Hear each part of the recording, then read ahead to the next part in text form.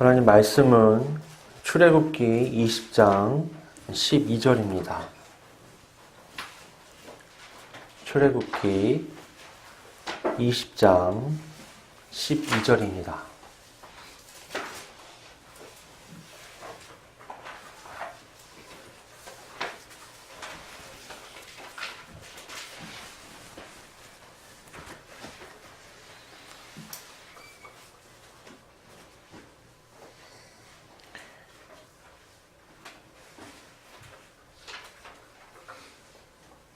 봉독하겠습니다. 내 부모를 공경하라. 그리하면 내 하나님 여호와가 내게 준 땅에서 내 생명이 길리라. 아멘.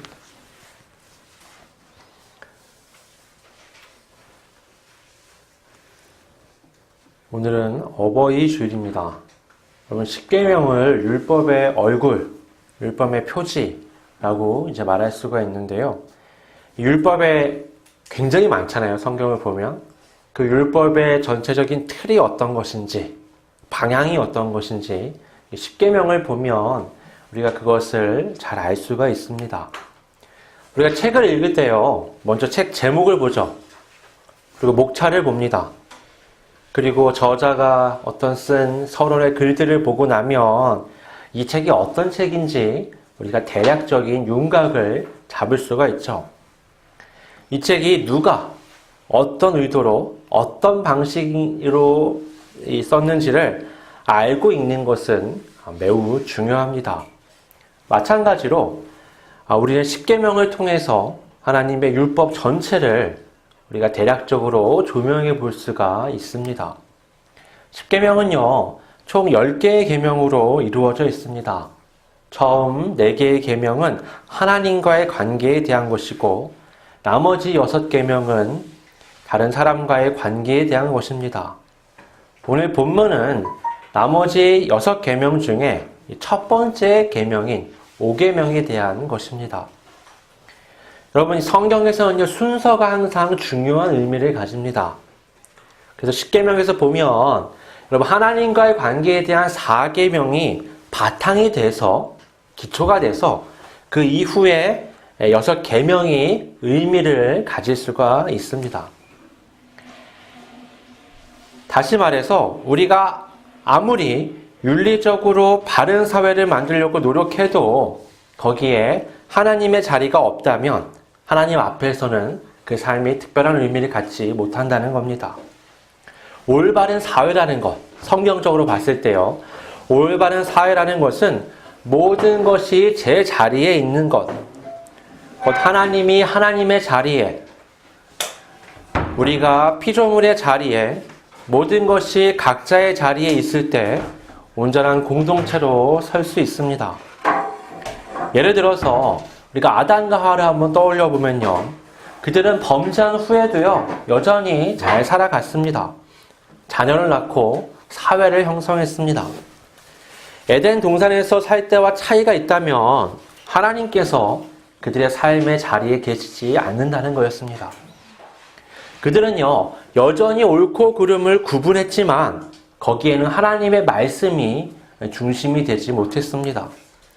그들은 여전히 땅이 생산하는 것을 먹고 마셨지만 그 땅에는 더 이상 하나님의 복이 정상적으로 작동하지 않았습니다.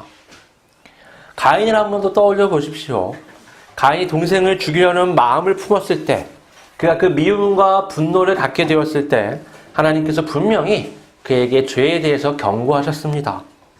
그러나 그는 하나님의 말씀을 무시하고 자신의 판단과 감정으로 동생을 죽이게 되죠. 그의 삶에는요, 하나님의 자리가 없습니다. 그의 후손들 역시 마찬가지입니다. 그들의 삶을 보면 도저히 하나님께 버림받은 삶이라고 생각하기 어려울 만큼 잘 살아갑니다. 특별한 재능과 문명을 발전시키면서 성을 쌓고 살아가죠. 그리고 나중에는 살인을 저지르고 그 살인을 자랑할 만큼 방종한 삶을 살아갑니다. 누구 하나 그들에게 뭐라는 사람이 없죠. 그러나 그들의 삶에는 하나님이 계시지가 않습니다. 그들이 아무리 문명을 발전시키고 아무리 강한 힘을 갖게 되고 지식을 갖게 되고 마음대로 죄를 저지르고 자신 있게 그것을 자랑하더라도 거기 하나님이 계시지 않기 때문에 그들의 삶 자체가 하나님 앞에서는 버림받은 삶인 겁니다. 십계명은요, 우리에게 하나님께서 하나님의 자리에 계시는 것이 모든 것의 첫걸음이라는 것을 가르쳐 줍니다.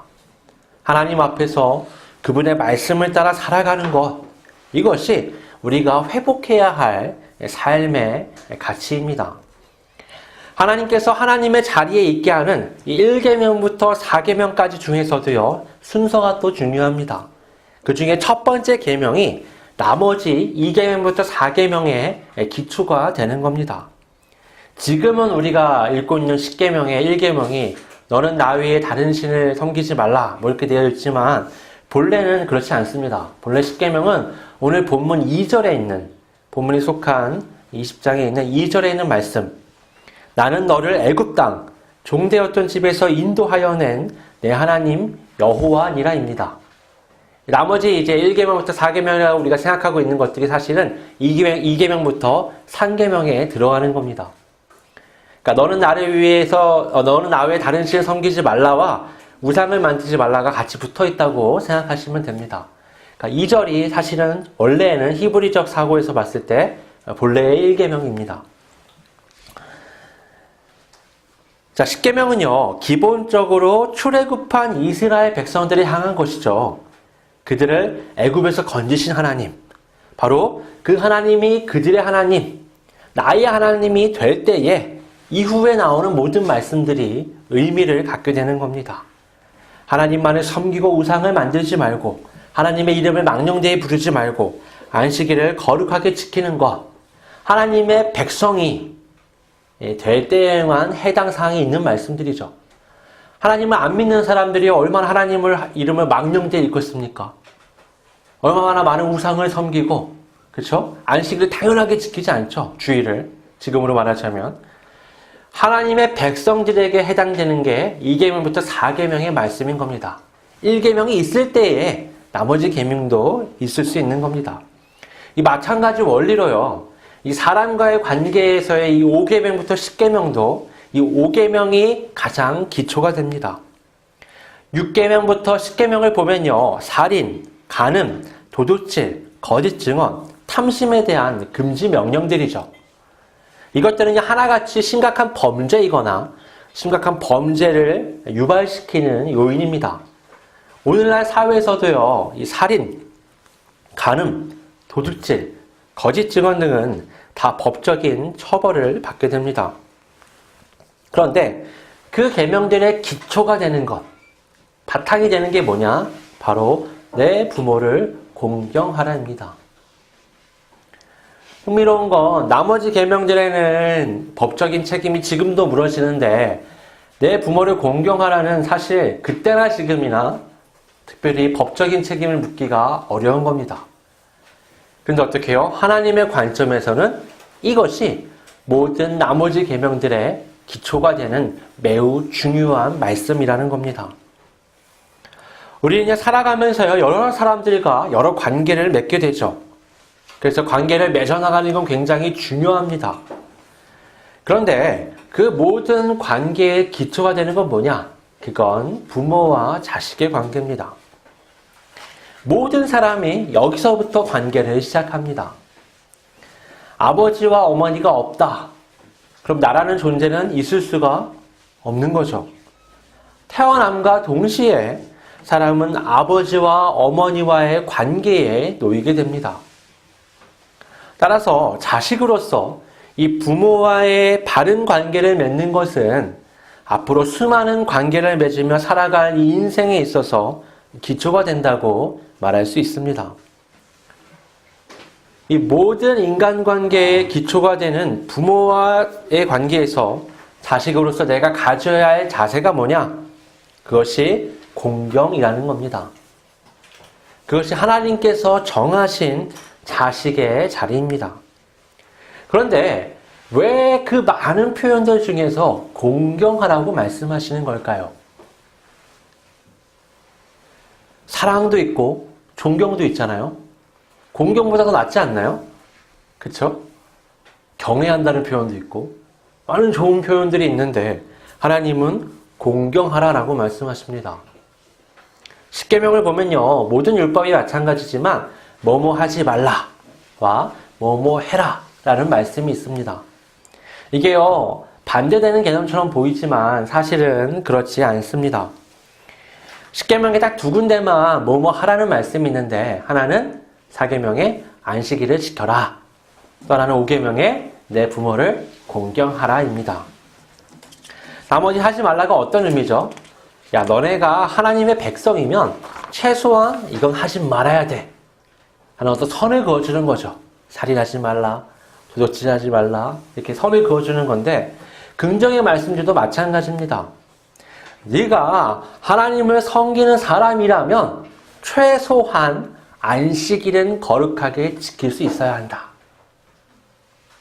또 하나, 네가 자식이라면 최소한 부모를 공경해야 한다입니다. 이 이하로 내려가는 걸 하나님께서는 용납하지 않으시겠다는 거죠. 여러분, 하나님을 아침 저녁으로 막 찬양하고 말씀으로 띠를 띠르고 매일 묵상을 하고 그렇게 살아가는 사람도 있지만, 반면에 하나님의 백성임에도 불구하고 정신없이 세상살이에 바빠서 하나님을 잊고 살아가는 사람들도 있는 겁니다. 이런 사람이든 저런 사람이든 같은 하나님의 백성이지만 차이가 크죠. 그럼에도 불구하고 너희가 하나님의 백성이라면 최소한 모두 안식일은 거룩하게 지킬 수 있어야 한다. 이것이 하나님의 기준인 겁니다. 마찬가지로 부모를 지극정성으로 모시는 자녀도 있죠. 용돈을 두둑하게 주는 자녀도 있고요. 아침 저녁으로 주물러 드리는 자녀도 있고요. 해외여행도 보내드릴 수 있습니다. 많은 것들을 할 수 있는 거예요. 반대로 1년이 다 가도록 얼굴을 보기가 힘든, 전화 몇 번 하기도 힘든 그런 자식도 있는 겁니다. 근데 이런 자식이든 저런 자식이든 최소한 부모에게 가져야 할 것이 공경이라는 겁니다. 그런데요, 하나님께 대한 이 긍정의 말씀과 부모에 대한 이 긍정의 말씀은요, 사실 차이가 있습니다. 하나님은 하나님이시죠. 하나님은 완전하십니다.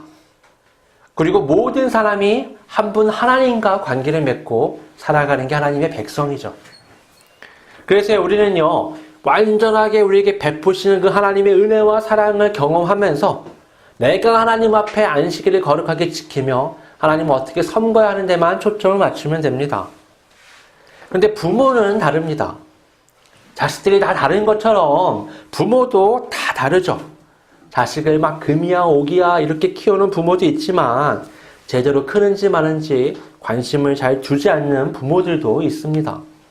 저마다 성격이 다르고 생각이 다르고 다 환경이 달라서 자식을 향해 줄 수 있는 관심과 사랑도 다릅니다. 이 공경이라는 건요, 그래서 자식이 부모에게 해야 할 최소한의 도리일 뿐만 아니라 부모가 자식에게 기대할 수 있는 최소한의 것이라고 말할 수 있는 겁니다. 어떤 의미에서는 최대의 것이라고 말할 수도 있는 거죠. 그 이상의 것을 부모가 바라는 것은 욕심일 수가 있는 겁니다. 이 성경의 말씀의 대상은요, 항상 성인입니다. 아이가 아니에요. 이 유대 사회에서 성인은 13세 이상을 의미합니다. 그러니까 이 13세 이상의 성인들이 이 말씀의 대상이에요. 부모를 공경하라는. 그들의 부모는요, 상대적으로 점점 느려지고 흐려지고 부족해집니다. 반면에 이 말씀을 듣는 그들은 점점 강해지고 빨라지고 충만해집니다. 아무리 부모가 쇠약해져도 지켜야 할 선이 있는데 그것이 공경이라는 겁니다.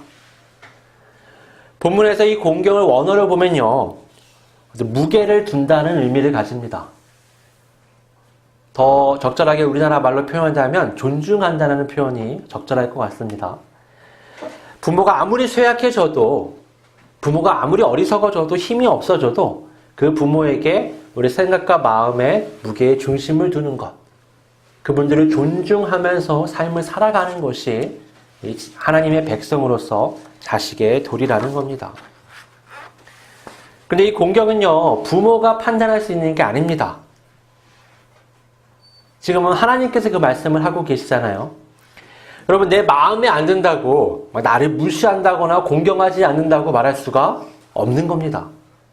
반대로 뭘 좀 내 마음에 든다게 한다고 해서 그 자식이 꼭 나를 공경하고 있다, 이렇게 말하기도 어렵습니다.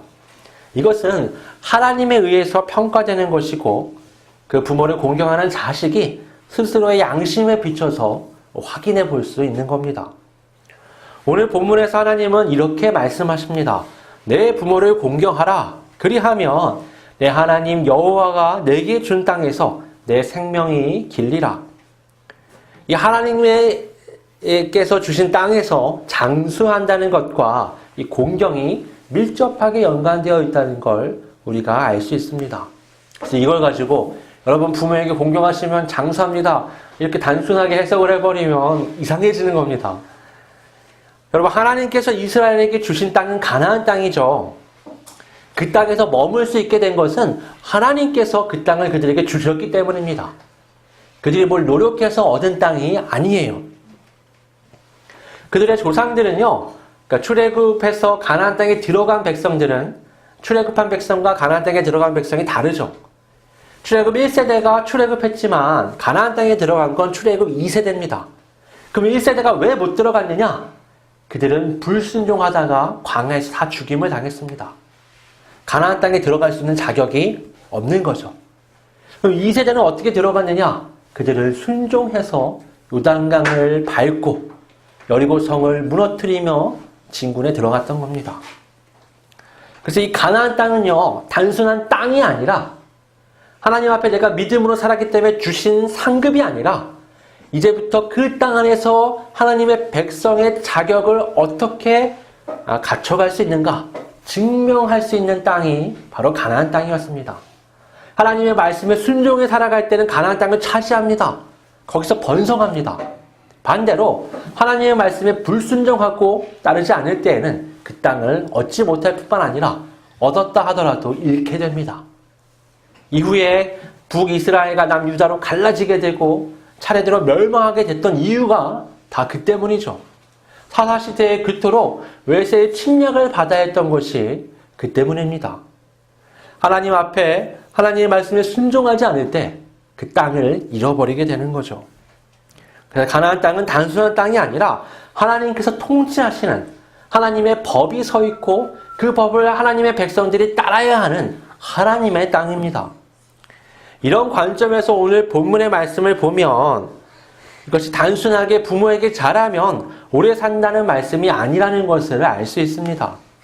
하나님의 나라, 하나님의 왕국에서는 하나님의 말씀을 따라 제자리에서 살아갈 때 우리가 생명을 얻을 수가 있습니다. 여러분, 우리가 영생을 얻은 이유가 무엇입니까? 예수 그리스도를 믿기 때문이죠. 예수 그리스도께서 우리를 대신해서 십자가에 죽으셨고 부활하셨습니다. 그것을 믿는 사람이 그리스도 예수 안에서 하나님의 나라, 영생을 얻은 사람이 된 겁니다. 그래서요, 그리스도 예수 안에 우리가 머물러 있다는 것, 하나님의 나라의 백성으로서 그리스도 예수를 통한 하나님의 뜻을 따라 삶을 살아가고 있다는 걸 의미합니다. 하나님의 백성이 된 우리는 하나님의 백성에 걸맞는 삶을 살아가야만 합니다. 그 중에 중심이 되는 말씀 중에 하나가 무엇이냐? 바로 부모를 향한 공경입니다. 여러분, 이 고대 유대 사회는요, 남성 중심적입니다. 아내가 거의 남편의 소유라고 인정되는 사회죠. 그런데 오늘 말씀은요, 아버지를 공경하라가 아니라 부모를 공경해라. 아버지와 어머니를 함께 공경하라고 말씀하고 있습니다. 이 당시에 이건 굉장히 파격적인 말씀입니다. 아버지와 어머니가 동일선상에 놓여 있는 거죠. 이 짧은 구절 아래 우리는 하나님 나라의 인간관계가 어찌해야 되는가를 우리가 확인할 수 있습니다. 하나님 나라에서 자식은 부모를 공경해야 합니다. 이것이 최소한의 인간됨이라고 말씀하고 있죠. 부모가 어떤 사람이든, 나를 어떻게 키웠든, 내가 어떤 사랑을 받았든, 아니면 어떤 상처를 받았든 상관이 없습니다. 그럼 부모를 사랑하라고 말하는 게 아니죠. 부모를 존경하라고 말하는 게 아닙니다. 최소한 가져야 할 것이 무엇이냐? 그것은 부모를 공경하라 합니다. 이게 되지 않으면요, 우리 하나님을 무시하는 삶을 살 수밖에 없습니다.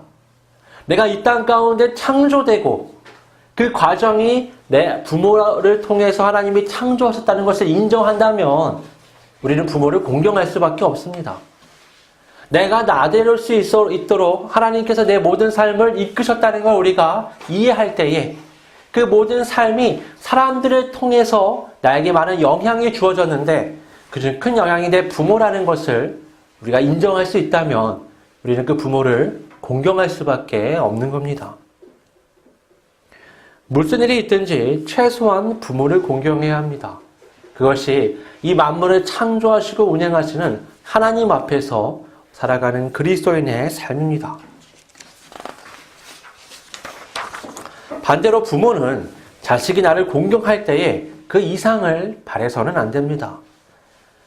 완전하게 사랑과 은혜를 베푸시는 그 하나님도요, 우리에게 뭐 대단한 걸 하라고 말씀하시는 게 아니잖아요. 안식일을 거룩하게 지켜라. 야, 더 잘하면 좋지. 근데 안 돼도 최소한 이건 해. 그럼 괜찮아. 라고 말씀하신 게 안식일이었습니다. 하물며 우리가 어떤 부담을 자식에게 주기 시작한다면 그건 하나님 앞에서 건강한 그리스도인이라고 말하기가 힘든 거죠.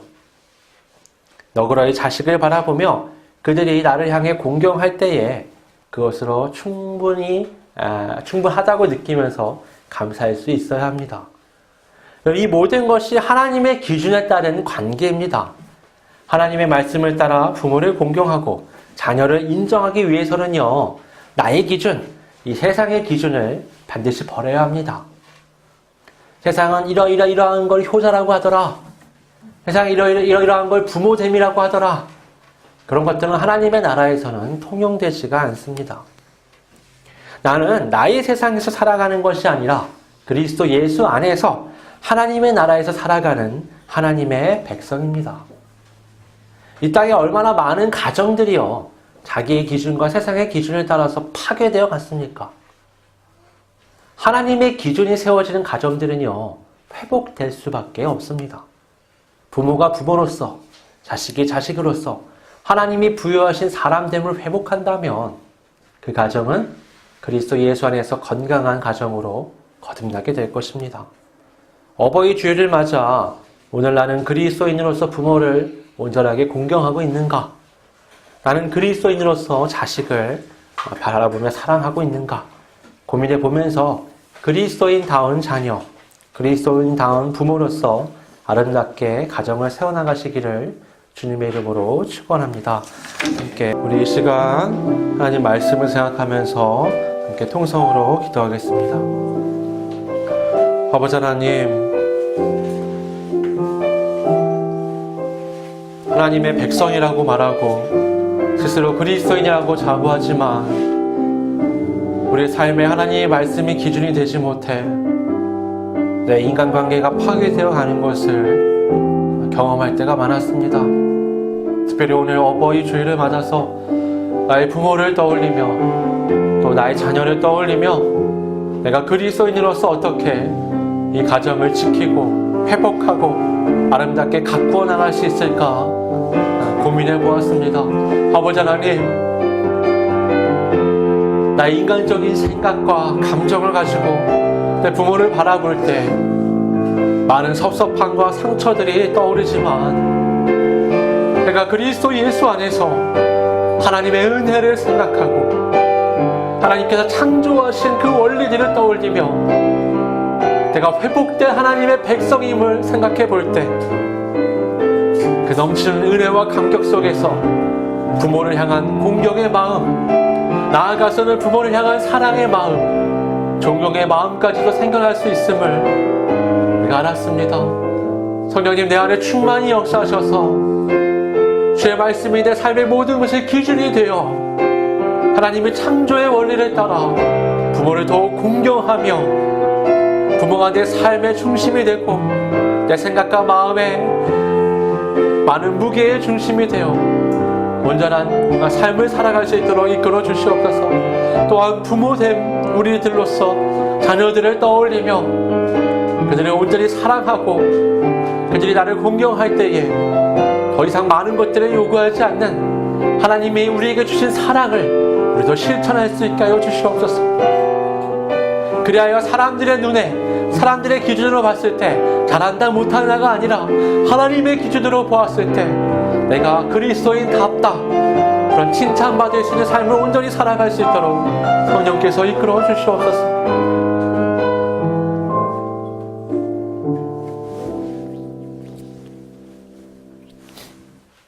아버지 하나님, 이 땅에 많은 그리스도인들이 있다고 말하지만 우리가 그리스도인다운 부모, 그리스도인다운 자녀로 살아가지 못해 그리스도인 가정들이 많이 파괴되고 세상에 긍정적인 영향이 아니라 오히려 부정적인 영향을 주는 것을 목격하였습니다. 이 땅에 우리들부터 시작하여 많은 그리스도인들이 그리스도인다움을 회복하여 하나님의 백성답게 부모됨을 회복하고 자녀됨을 회복하여 가정을 바로 세워나가며 세상의 빛과 소금이 될 수 있도록 성령께서 이끌어 주시옵소서. 그래 우리 한 사람 한 사람이 서 있는 그 자리가 이 세상에 무너졌던 많은 관계를 예수 그리스도를 통해서 회복해내셨던 것처럼 우리들을 통해서 모든 무너진 관계들이 회복되어져 가는 역사가 있을 수 있도록 성령님 인도하여 주시옵소서. 거룩하신 예수님의 이름으로 기도드립니다.